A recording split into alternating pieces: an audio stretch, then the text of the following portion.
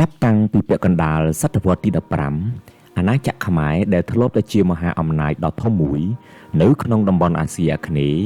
បានធ្លាក់ចុះទន់ខ្សោយឥតឈប់ហើយដែនដីក៏ចេះតែរួមតូចទៅដោយសារតែការលាបត្របាក់ពីប្រទេសជិតខាងគឺសៀមនៅខាងលិចនិងអាណាមនៅខាងកើតមិនតែប៉ុណ្ណោះទឹកដីដែលនៅសេសសល់របស់នគរខ្មែរក៏មិនមានឯករាជ្យពេញលេញនោះដែរដោយត្រូវសៀមនិងអាណាមផ្លាស់គ្នាគ្រប់គ្រងជានគរចំណុះម្ដងម្នាក់ស្ទើរតែជាប់ជាប្រចាំនៅអំឡុងសតវត្សទី19នគរអាណាមដែលបានកាត់យកទឹកដីកូសាំងស៊ីនឬកម្ពុជាក្រោមពីនគរខ្មែររួចទៅហើយដោយថែមទាំងបានត្រួតត្រាស្ដេចខ្មែរជានគរចំណុះថែមទៀតប៉ុន្តែនៅមិនអស់ចិត្តក៏មានគម្រោងចង់យកកាត់នគរខ្មែរទាំងមូលយកទៅធ្វើជាទឹកដីរបស់ខ្លួនឯងនៅឆ្នាំ1834អាណាមបានលើកបន្ទប់ក្សត្រីមួយអង្គព្រះនាមអង្គមីដែលត្រូវជាបុត្រីរបស់ព្រះបាទអង្គច័ន្ទឲ្យឡើងមកគ្រងរាជ្យជាមហាក្សត្រខ្មែររួចហើយបានចាត់វិធានការគ្រប់យ៉ាងដើម្បីព្យាយាមបំបត្តិប្រពៃណីទំនៀមទម្លាប់សាសនា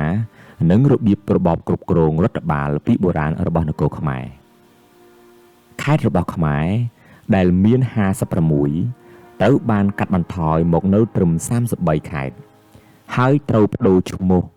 ហៅតាមភាសាវៀតណាមវិញហើយគ្រប់ចៅហ្វាយខេត្តទាំងអស់នេះត្រូវបានជំនាញការ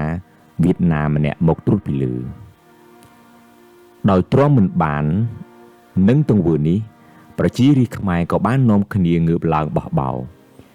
ធ្វើការវាយឆ្មក់កាប់សម្លាប់ទាហាននិងប្រជាជនអាណាមដោយឥតរើសមុខឆ្លៀតក្នុងឱកាសចលាចលនោះមន្ត្រីខ្មែរក៏បានឯកភាពគ្នា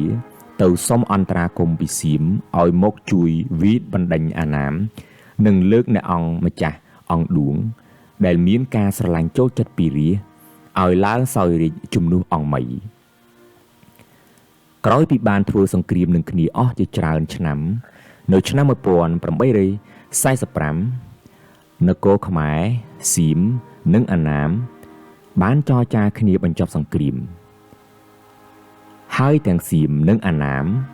សុទ្ធតែបានទទួលយល់ព្រមឲ្យព្រះបាទអង្គឌួងឡើងគ្រងរាជ្យជាព្រះមហាក្សត្រខ្មែរក៏ប៉ុន្តែនៅពេលនោះនគរខ្មែរនៅតែស្ថិតក្រោមការត្រួតត្រាពីសំណាក់ស្ដេចសៀមនិងអាណាមហើយសូម្បីតែការធ្វើរាជាភិសេករបស់ព្រះបាទអង្គឌួងនៅឆ្នាំ1847ក៏ត្រូវបានធ្វើឡើងនៅចំពោះមុខតំណាងស្ដេចនៃនគរជិតខាងទាំងពីរនេះដែរដែនដីកូសាំងស៊ីនដែលត្រូវបាននគរអាណាមដណ្ដើមកាន់កាប់កាលពីមុននៅតែបន្តស្ថិតក្រោមការកាន់កាប់របស់អាណាមដដែលហើយខេត្តទាំង21នៃដែនដីកូសាំងស៊ីននេះត្រូវបានប្តូរឈ្មោះទៅជាភាសាវៀតណាមរហូតមកទល់នឹងសព្វថ្ងៃចំណែកនៅប៉ែកខាងលិចវិញខេត្តមួយចំនួនរួមមានបាត់ដំបង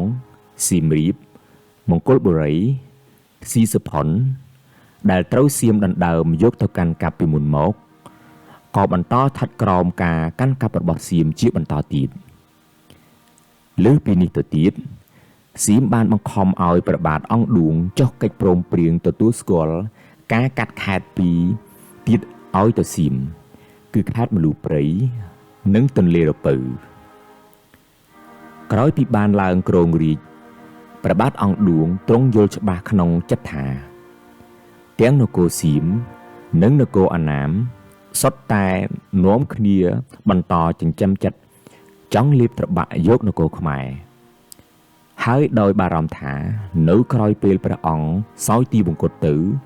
នគរខ្មែរអាចនឹងត្រូវសៀមនិងអាណាមពុះចែកគ្នាព្រះអង្គក៏មានព្រះរាជកម្រេះចង់ស្វែងរកកិច្ចការការពារពីចក្រភពបារាំងដែលក្រោយពីចាញ់សង្គ្រាមទល់នឹងអង់គ្លេសនៅឥណ្ឌា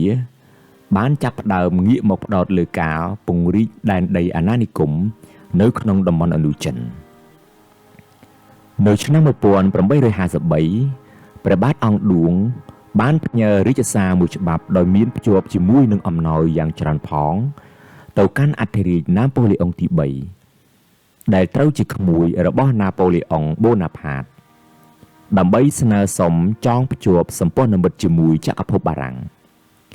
នៅឆ្នាំ1855បេសកជនបារាំងប្រចាំស្រុកចិននិងស្រុកសៀមឈ្មោះសាលដឺម៉ុងតេញីបានទទួលបញ្ជាពីអធិរាជណាប៉ូឡេអុងទី3ឲ្យរៀបចំចុះកិច្ចព្រមព្រៀងភ្ជាប់សម្ព័ន្ធមិត្តជាមួយនឹងនគរខ្មែរតាមសំណើរបស់ព្រះបាទអង្គឌួងក៏ប៉ុន្តែមុននឹងទៅនគរខ្មែរដឺម៉ុងតេញីបានធ្វើដំណើរកាត់តាមនគរសៀមហើយបានផ្លូវមាត់ប្រាប់សៀមអំពីគម្រោងមកចុះសន្ធិសញ្ញាសម្ព័ន្ធភាពជាមួយនឹងនគរខ្មែរដឹងអំពីរឿងនេះស្ដេចសៀមបានចាត់មន្ត្រីម្នាក់ឲ្យក្លែងខ្លួនជាអ្នកដំណើរធម្មតាហើយចុះកប៉ាល់ជាមួយដឺម៉ុងតេញីដើម្បីឃ្លាំតាមមើលដំណើររបស់ដឺម៉ុងតេញីផងនិងដើម្បីនាំសារមកថ្វាយព្រះរាជាខ្មែរផងដើម្បីគំរាមកុំឲ្យព្រះអង្គចុះសន្ធិសញ្ញាជាមួយបារាំងពេលធ្វើដំណើរមកដល់ស្រុកខ្មែរដឺម៉ុងតេញីបានប្រព្រឹត្តកំហុសឆ្គងមួយទៀតគឺលោកមកស្នាក់នៅត្រឹមខេត្តកំពតប៉ុណ្ណោះដោយមិនបានធ្វើដំណើរទៅដល់រាជធានីឧដុង្គដើម្បីជួបព្រះរាជាខ្មែរដោយផ្ទាល់នោះទេតែបែរជាចាត់បុព្វជិតកាតូលិកម្នាក់ឲ្យជាតំណាងទៅចូលគាល់ព្រះបាទអង្គឌួងទៅវិញណាមួយភ័យខ្លាចរងការវាយប្រហារពីសំណាក់នគរសៀមណាមួយទៀតមើលឃើញអំពីចរិតខ្ចេះខ្ជាយរបស់មន្ត្រីបារាំងដែលមិនគួរឲ្យទុកចិត្តថាបារាំងពិតជានឹងអាចជួយការពារខ្មែរពីការវាយប្រហាររបស់សៀមបានព្រះបាទអង្គឌួងក៏បានបដិសេធមិនចុះសន្ធិសញ្ញាជាមួយបារាំងហើយលែងស្វះស្វែងរកអន្តរាគមន៍ពីបារាំងតទៅទៀតរហូតដល់ឆ្នាំ1858នៅក្រោយពេលឃើញបារាំងបញ្ជូនទ័ពមកវាយលុកលើអាណាមនៅកូសាំងស៊ីនទើបព្រះបាទអង្គឌួងចាប់ផ្ដើមពិចារណាចង់តាក់ទងបារាំងម្ដងទៀតក៏ប៉ុន្តែព្រះអង្គត្រូវធ្លាក់ព្រះកាយប្រឈួននិងសោយទីវង្គតនៅឆ្នាំ1860ហើយបុត្រាច្បងរបស់ព្រះអង្គឈ្មោះអង្គវតីក៏បានឡើងមកស្នងរាជជាព្រះមហាក្សត្រខ្មែរដោយយកព្រះនាមថាព្រះបាទនរោត្តមនៅឆ្នាំ1862បារាំងបានឈ្នះសង្គ្រាមនៅវៀតណាមខាងត្បូងដោយដណ្ដើមយកទឹកដីកូសាំងស៊ីនមកគ្រប់គ្រងជាអាណាខេត្តរបស់បារាំងមួយឆ្នាំក្រោយមកទៀតទេសាភិបាលបារាំងនៅកូសាំងស៊ីនបានបញ្ជូនតំណាងខ្មែរម្នាក់ឈ្មោះឌូដាដឺឡាក្រេឲ្យទៅចូលគាល់ព្រះបាទនរោត្តមនៅរាជធានីឧដុង្គក្រោយពីបានឮបន្ទូលរបស់ព្រះបាទនរោត្តមដែលថាព្រះអង្គមិនចង់នៅរណបសៀមលោកឌូដាដឺឡាក្រេក៏បានស្នើឲ្យព្រះអង្គដាក់កម្ពុជាឲ្យស្ថិតក្រោមអាណាព្យាបាលបារាំងដោយសន្យាថាបារាំងនឹងការពារកម្ពុជាឲ្យរួចផុតពីការត្រួតត្រារបស់នគរសៀមនិងអាណាមព្រះបាទនរោត្តមយល់ព្រមហើយក៏បានចុះសន្ធិសញ្ញាទទួលយកអាណាព្យាបាលបារាំងនៅថ្ងៃទី11ខែសីហាឆ្នាំ1863ក្រោយពីបានទទួលអាណាព្យាបាលពីបារាំងមកលើកម្ពុជានគរសៀមក៏បានបញ្ជូនកេណភ័ណ្ឌដែលរួមមានទាំងព្រះខានរាជផងយកមកឲ្យស្ដេចខ្មែរវិញហើយព្រះបាទនរោត្តមក៏បានទទួលរាជាភិសេកជាផ្លូវការនៅថ្ងៃទី3ខែមិថុនាឆ្នាំ1864ដោយបានរើរាជធានីចេញពីឧដុង្គមកតាំងនៅភ្នំពេញនៅអាណាមឯណោះវិញ បារាំងដែលបានយកកូសាំងស៊ីនធ្វើជាអាណាខេត្តរបស់ខ្លួនរួចទៅហើយនោះបានប្រើកម្លាំងទ័ពព្យាយាមពង្រីកឥទ្ធិពលរបស់ខ្លួនទៅកាន់ទឹកដីប៉ែកកណ្ដាលនិងប៉ែកខាងជើងនគរអាណាមជាបន្តទៀត